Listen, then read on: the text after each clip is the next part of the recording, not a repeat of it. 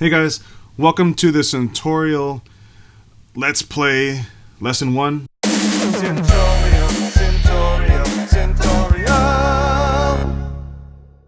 I want to load my project, my finished Syntorial. I think this is it. Yes, congrats, you finished. Go forth. So yeah, I've done the whole thing. It took me a long time. I don't remember when I started it, but it was like maybe 2 years ago, and I got through all the way through the final challenges, and then I was like stuck after the first one, you know. In the time that I've been gone, it was actually easier to finish since I'd already done some mixing and stuff. So we're gonna start a new account here. Let's see, when was this one created? Oh, because I updated my computer, so everything's like wrong. So I guess to get to the quizzes, I have to get through the videos, which I can't show you. That's the agreement Joe and I have. So I'm gonna go through this now, and we're gonna do this first lesson together. Your basic sound. We're gonna be talking about the saw and pulse waveforms. This is important. I thought we were gonna do filters first, but no, we're gonna start with the oscillators. If you don't know, the oscillators are kind of like the voice box in your throat. It's just the thing that makes the sound. So with Syntorial, what you're doing is subtractive synthesis. So you're taking something that has a lot and you're taking stuff out, like a sculpture. You can think of these oscillators, the saw and the square, or even some of these wavetable synths, anything that has more than you need, you got to take what you don't want out. Just like subtractive EQ and mixing, just like cutting friends out of your Instagram, you know? So yeah, oscillators, he's going to go over it now. All right, so basically what he just explained was that you got two different types of oscillators to start with. Like I said, there's synths out there that have dozens upon dozens of waveforms. With Serum, you can import your own waveforms, even images, and turn them into waveforms. I don't know, but here's a saw, okay?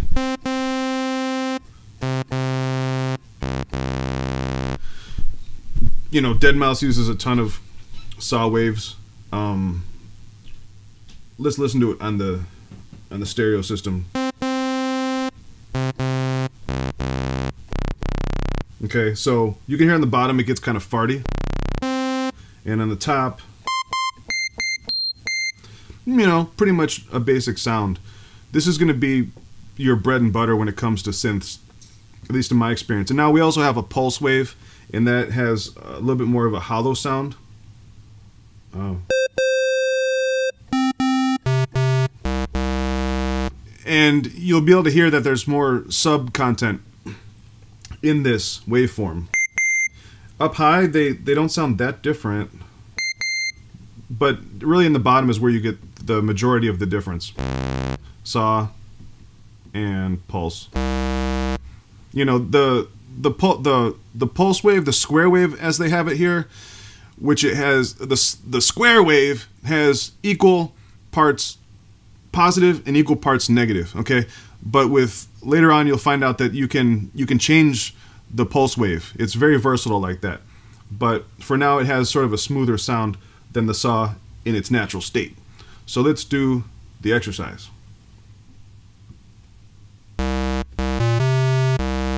You hear that? Now, what did he play? Mine doesn't sound like that. So here's the hidden patch. Doesn't sound like this one. Nope. So we gotta change it. Oh my god. They're the frickin' same. Yeah, you can loop it if you just want to hear it one time through.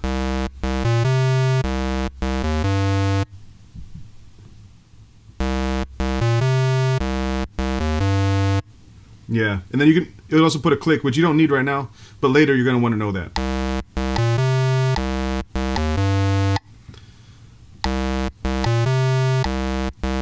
I think we got it. Alright, these are pretty easy, guys. Like I said, the first few lessons are just nothing, but you really need to know this. I mean, This lesson is probably one of the biggest lessons for me, because then I went into coffee houses and I could tell the baristas, oh, that's a freaking square wave, and then I get kicked out. All right, yeah, next. Here, up high. See, you gotta listen. Sounds the same to me, but let's change it to find out if there's a difference. Woo!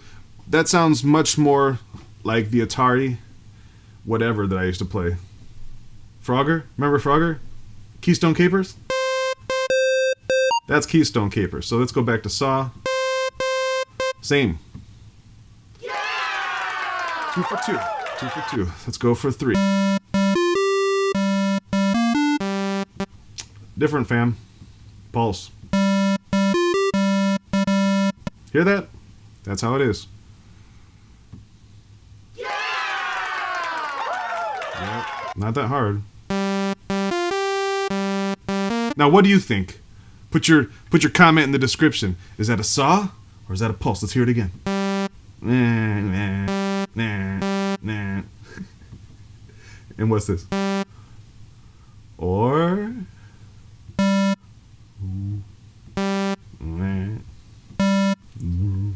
okay. Yeah, these like we were talking about the voice box, it's pretty similar, but you know, you have all this other stuff too, so buzz, buzz. Yeah! All right, let's finish. Yeah! Next lesson.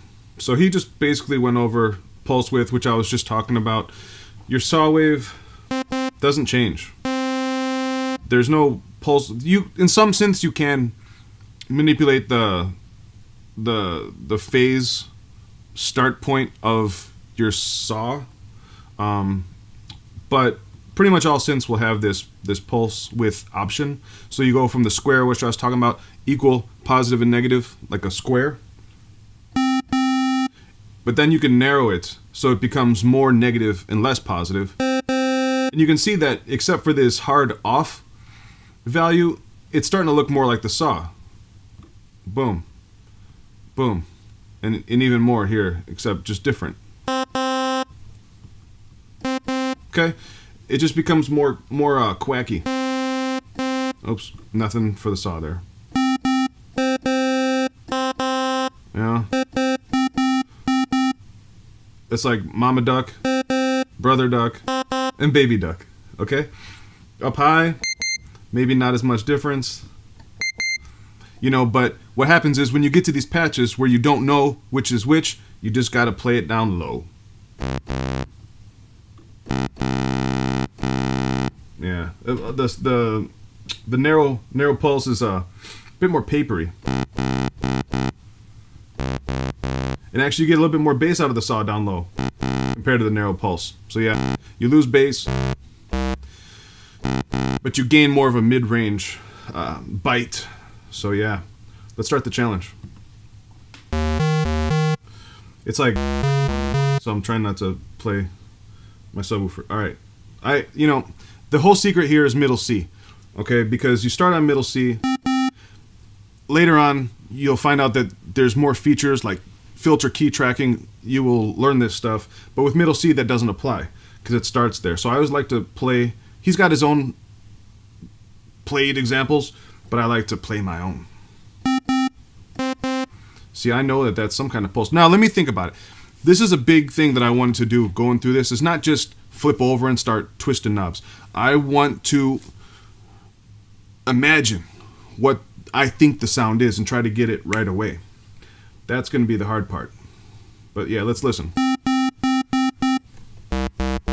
Now, there's not a lot of bass down there, so I'm thinking that it's definitely not a perfect square. Or is there? I think this is a medium pulse, guys. So let's go to hidden patch. I'm wrong. Perfect square. There you go.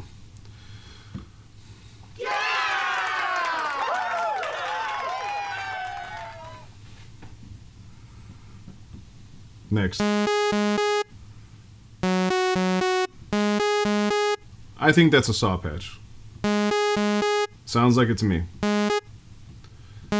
Why am I thinking that? It just has that kind of buzzy sound without that hollowness that you get out of a pulse. And again, if you're uncertain, go ahead and hook up your keyboard and play down in the bass range. And there you got the same. Okay? Submit.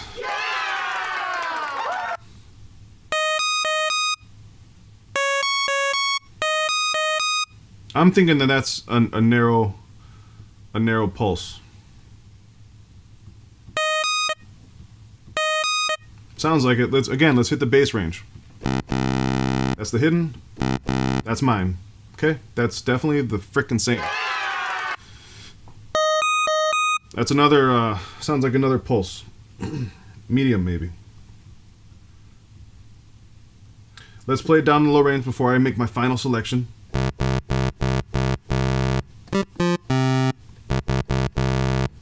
Let's check the bass. Ooh, that's a lot of bass, though. But I really don't think... Oh, shoot. Well, yeah, it's definitely not the full one. So, what did I say? Medium? Let's try medium. I think that's it. Yeah, still a lot of bass.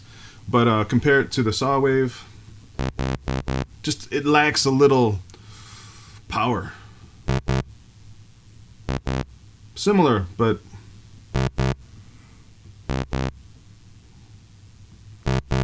The pulse waves sound, it's got more mid-range. I don't know, where would that be?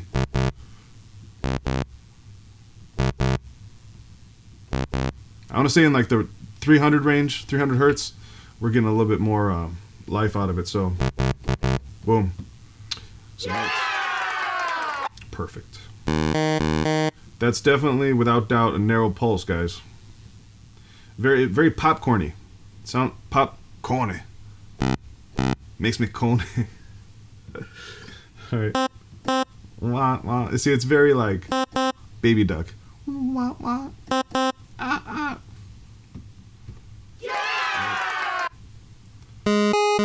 Again, maybe a medium pulse this time. No, same. You hear it? It's the exact same thing. That's another thing. You want to listen for repetition. If it just strikes you as the same, that's it then.